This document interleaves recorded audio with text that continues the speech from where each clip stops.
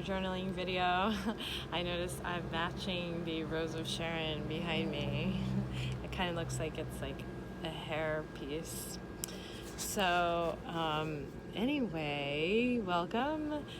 And for today's writing prompt, I thought we would write about interconnection. After all, we think things are separate, but everything is interconnected, and if you want to get really deep, you could say it's all one.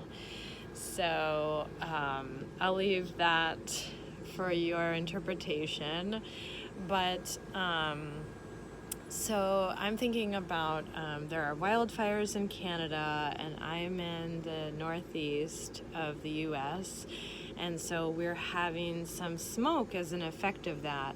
So even though something that is very far or seems far can have an effect, and as we know, the old butterfly flaps its wings, and then across the world there's an effect from that. So truly we are interconnected in ways that we can't even imagine.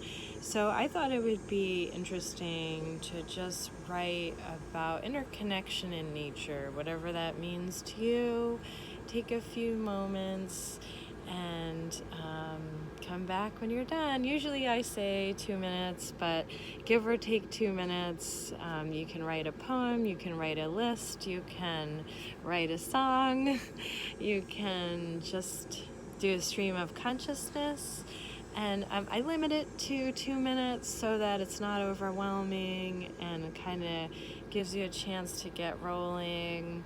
If there's ever a prompt that really speaks to you, just keep going. Don't stop. Let the energy help you decide where to go, when to go, how to go. All right, so let's do it. See you in a few. All right, how did that go? That's a little bit of a different question, a little bit of a bigger one, a little more philosophical perhaps, but doesn't have to be. You can take it any way you want. So I wrote interconnection, all one, in ways we don't even know. The fires thousands of miles away can be felt here. The way we treat the earth ripples out, and we are the earth too. I like to think about interdependence, about mystery, about the web of life, its complexity and perfection, about symbiosis and lichen, about balance and Mother Nature and her great knowledge. So I think interconnection is something that we can revisit every once in a while and think about different ways that we see it in our environment and in our world.